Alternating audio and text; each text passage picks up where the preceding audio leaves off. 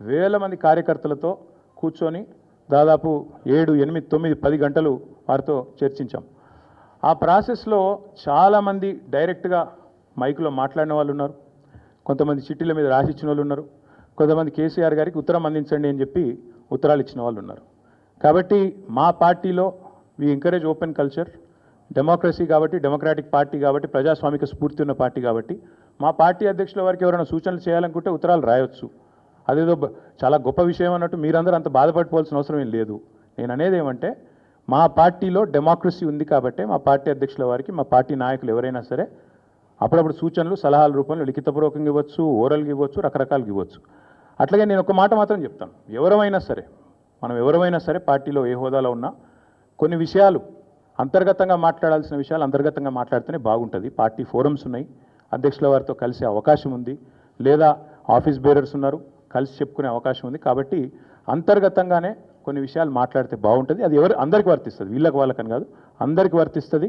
తప్పకుండా ఎవరమైనా ఒకటే, ఈ పార్టీలో అందరం కార్యకర్తలమే, అందరికీ కూడా ఇదే సూత్రం వర్తిస్తుంది. కాబట్టి మీరు కూడా దయచేసి ఇంత ఇంపార్టెంట్ ఇష్యూ మాట్లాడితే దీని మళ్ళీ మీరు, నాకు తెలుసు మీ సంగతి, you are intelligent, unfortunately I'm also intelligent.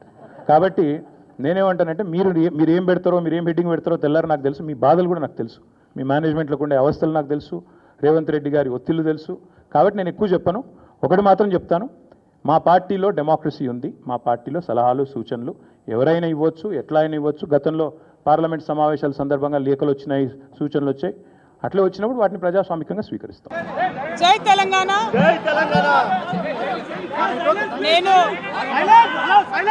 నా కొడుకు ఆదిత్య గ్రాడ్యుయేషన్ సెరమనీ పూర్తి చేసుకొని అమెరికా నుండి వచ్చే లోపల మరి ఏదో లేఖ లీక్ అయిందని చెప్పి గత 2-3 రోజులుగా చాలా హంగామా నడుస్తున్నట్టుగా తెలుస్తూ ఉన్నది.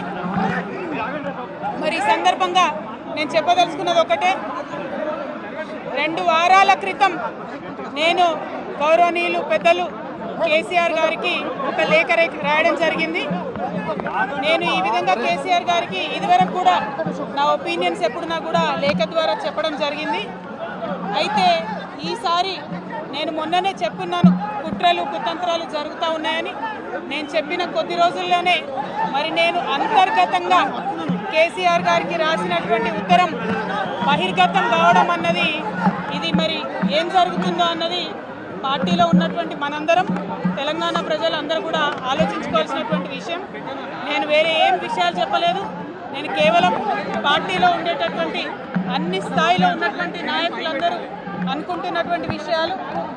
దాదాపు సగం తెలంగాణ నేను ఈ సందర్భంగా ఈ మధ్యలో టూర్ చేసినటువంటి సందర్భంలో తెలంగాణ ప్రజలు అనుకుంటున్నటువంటి విషయాలను మాత్రమే నేను పెద్ద ఎత్తున చెప్పడం జరిగింది తప్పితే నా పర్సనల్ ఎజెండా ఏమీ లేదు.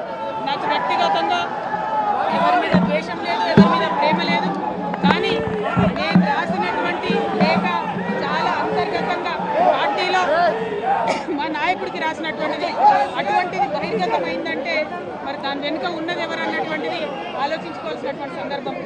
I have return to my father Shri KCR గారు feedback which I got from every stature of the leader from our party and from Telangana people broadly 2 weeks back. I've always written to my father at various stages. Whenever I needed to give him any feedback, I've always written to him. But this time it got out. I believe it is the handiwork of some of the cowards in the party, and the party should decide how to deal with them. I have not written anything negative against KCR garu or the party. To strengthen the party and to work for the people of Telangana. Feedback mechanism is necessary, and that is what I have done. Thank you. Jai Telangana.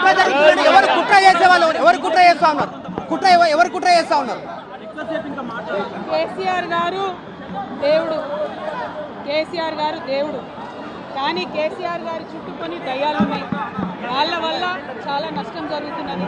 పార్టీలో ఉండేటటువంటి నేను కేసీఆర్ గారి కూతుర్ని, అంతరంగికంగా నేను రాసినటువంటి లేఖనే బయటికి వచ్చిందంటే మరి ఇతర సామాన్యుల సంగతి, ఇతరుల పరిస్థితి ఏంటి పార్టీలో అనేది ఇవాళ చర్చ జరగాల్సినటువంటి అవసరం ఉన్నది. దానికోసమే ఇవాళ నేను మీతో మాట్లాడుతూ ఉన్నానంటే రెగ్యులర్గా నేను ఇచ్చిన ఫీడ్బ్యాక్ అందులో స్పెషల్ ఏం లేదు. ఏ మీటింగ్ అయినా ఏదైనా కూడా నేను సార్కి ఇస్తానే ఉంటాను. కానీ ఈసారి ప్రత్యేకించి బయటికి రావడం అన్నది నేను బాధాకరంగానే ఉన్నది. అయితే ఈ లేఖ ఈ విషయం అంతా చూసుకొని కాంగ్రెస్ బీజేపీ పార్టీలు బాగా సంబరపడుతున్నట్టున్నాయి. కోతి కొబ్బరికాయ దొరికినట్టుగా ఏదో బీఆర్ఎస్ పార్టీ ఆగమైంది, కేసీఆర్ గారికి ఏమో అంత సీన్ లేదు. మా నాయకుడు కేసీఆర్ గారి నాయకత్వంలోనే తెలంగాణ బాగుపడుతుంది, ముందుకు పోతుంది. మనకి ఎటువంటి అనుమానం లేదు. కేసీఆర్ గారి నాయకత్వంలోనే బీఆర్ఎస్ పార్టీ కూడా ముందుకెళ్తుందని చెప్పి నేను బలంగా పార్టీలో ఉన్నటువంటి చిన్న చిన్న లోపాలను డిస్కస్ చేసుకొని సవరించుకొని కోవట్లను పక్కకు జరుపుకుంటూ ముందుకు పోతే పార్టీ 10 కాలాల పాటు చల్లగుంటుంది అనేటువంటి నా భావన.